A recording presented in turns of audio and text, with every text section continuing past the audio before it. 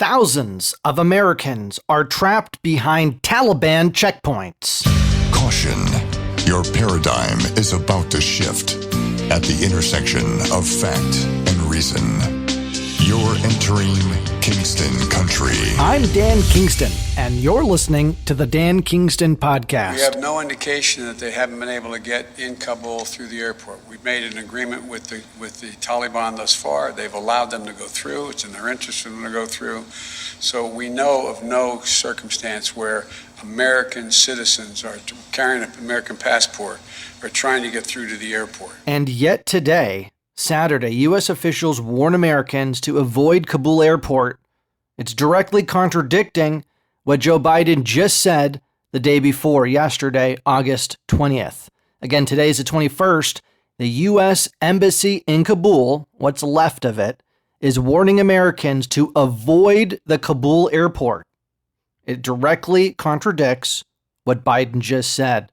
Is he not acknowledging the reality on the ground because he's in denial, or is he knowingly covering it up or thinking that he can actually sway public opinion by not reporting what's on the ground? You have the U.S. Embassy in Afghanistan, what's left of it. They say because of potential security threats outside the gates at the Kabul airport, as we've all been seeing, right? They say we are advising U.S. citizens to avoid traveling to the airport and to avoid airport gates at this time, unless they receive individual instructions from a U.S. government representative to do so. That's what the embassy posted today. And yesterday, everything's just fine. Today, they say don't even try to get to the airport. Well, I guess you don't have instances of Americans getting stuck at checkpoints if no Americans even try because they're told not to. Is this all just a public appearance campaign, a PR campaign, that Biden thinks that maybe he can just smooth the way it looks and ignore the fact that Americans are trapped, thousands of Americans are trapped behind the Taliban checkpoints? There's videos and there's reports of American citizens having passports taken by the Taliban at these checkpoints. Americans are being beaten, reportedly. And so how do we really know what's going on? And now they're being told don't go to the airport at all. I mean, that's probably a good idea if passports are getting seized, if Americans are being beaten. You got reports of Taliban going house to house looking for Afghan Americans who worked with the Taliban or, translators, this kind of thing. And so the situation is what we're seeing, on video and what's coming out from the White House, two completely different things. Now, this is from Paul on Twitter @Quantumist. He says, just spoke with my son, who's trying to organize a way out from some in country. The basic guidance is get out of Kabul, go native, get local garb, and follow escape and evasion tactics, and head to one of the borders. Avoid contact with everybody, go alone or in a small group. That's from @Quantumist, Paul Q. Mays. Thanks for that contribution. I think that makes a lot of sense. You're on your own, essentially.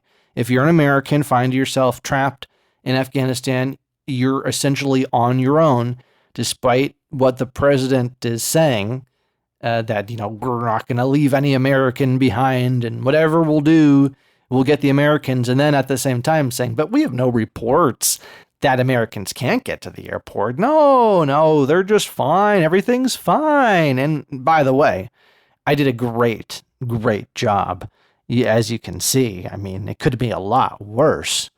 It's like, what reality is this guy in? Our greatest fears on Joe Biden have been realized. It's so bad. Biden is so lost. He makes Obama look competent.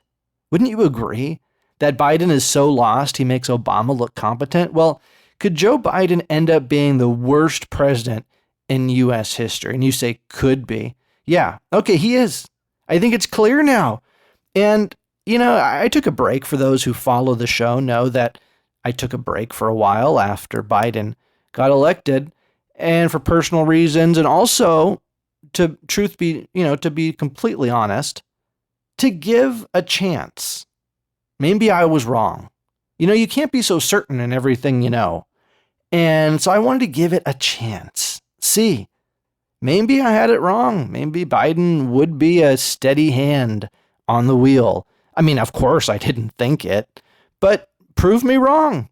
Give him a chance to prove me wrong. And oh boy, the greatest fears have been realized.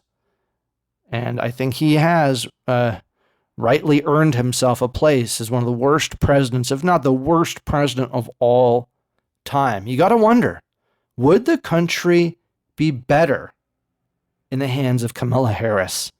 And I don't say that or ask that question lightly, but as I said in the last podcast episode, that a bad direction is better than no direction at all. And right now we have no direction or a semblance of a PR campaign that's not rooted in any kind of reality. Piper, at Piper Pearson on Twitter says, Camilla won't be in office that long. Hillary will be chosen as her VP, and then Harris will resign for personal reasons for the good of the party. Clinton will become president without having ever been elected. I just didn't think it would happen until year's end.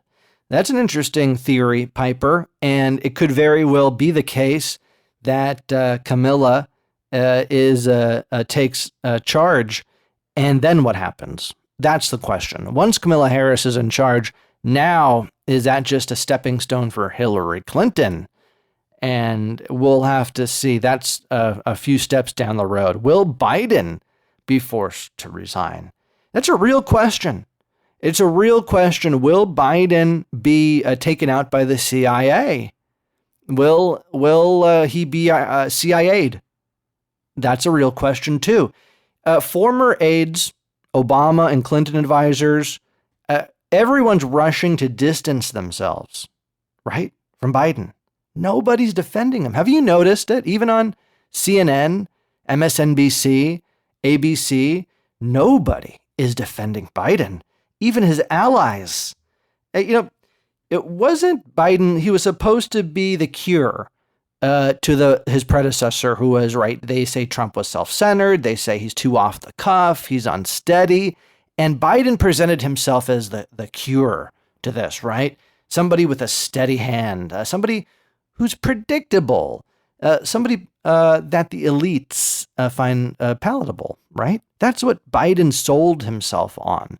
Going back to traditional, American values of defending the world, being America's police officers, this kind of thing, right?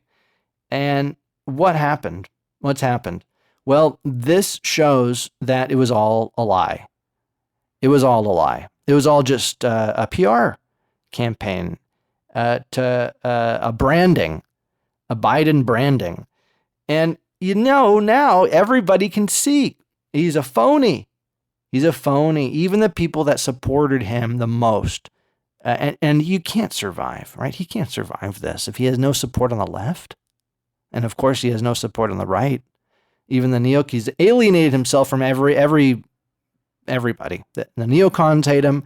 The far leftists hate him because, the girls in Afghanistan, you got to protect the girls, and just middle America, everybody can't believe it. What they see on TV, they can't believe it. Worse than the images from Saigon, right? Worse than the helicopter image of Saigon. You got people dropping from airplanes, babies being handed over barbed wire. It's unbelievable. Former Defense Secretary to Obama, Leon Panetta, says, I just had the feeling that he was so wrapped up in the decision itself that he forgot the basics of implementation. That's Leon Panetta. Pretty damning, right? He forgot the basics of implementation. And then David Axelrod, an Obama strategist, of course, says, the way it's ending, at least thus far, is more problematical and cuts against some of the core perceived strengths: competence, mastery of foreign policy, supreme empathy. It's as if his eagerness to end the war overran the planning and execution. I mean, this is damning. This is damning stuff. This is coming from Democrat strategists, right? A month ago, Biden said it was highly unlikely that Kabul would fall to the Taliban. He said under no circumstance that it would be like a Saigon exit. It's worse than Saigon. And yet today, was it today or recently at least, Biden told George Stephanopoulos that this was inevitable. I believe that was yesterday or 2 days ago. He said, Biden told ABC correspondent George Stephanopoulos that this was all inevitable. All inevitable. Does he not think we're paying attention? That nobody's watching what happened a week ago? Or is it just he can't remember what happened a week ago? He refuses to take responsibility for making any errors at all.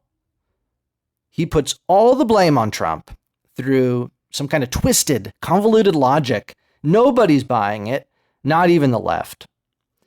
And so now I got to play you this clip. Listen to this. We've been in constant contact with the Taliban leadership on the ground in Kabul, as well as the Taliban leadership at Dahab. And we've been coordinating what we were doing. We've been coordinating what we're doing with the Taliban. We're in constant communication with the Taliban. That's coming from the President of the United States. This is a nightmare. We have thousands of Americans trapped behind Taliban checkpoints, and the President of the United States is saying that we're coordinating with the Taliban. The Taliban's reportedly going house to house, executing those that worked with the U.S. And there's checkpoints, you got American passports being taken away, and reports that Americans are being beaten at Taliban checkpoints. Was that part of the deal, Joe? Was that part of the coordination, close coordination with the Taliban? Yeah, either it is, and you know about all this, or it's complete bullshit, Joe.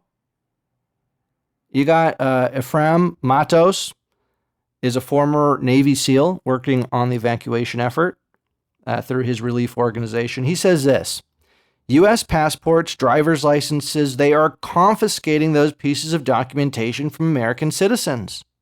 They lose proof of who they are. And this has happened on multiple occasions in multiple places. Yet President Biden maintains he knows no circumstance where American citizens are unable to make it to the airport. Come on, Joe. You're working with the Taliban by your own admission. Of course you know about it. So where do we go from here? This is a rapidly developing story, and we have to watch it closely. Thousands of Americans trapped behind enemy lines, no leadership, absent at the top, and unfortunately, it looks like it's going to get worse before it gets better. Kingston Country. You've been listening to the Dan Kingston Podcast.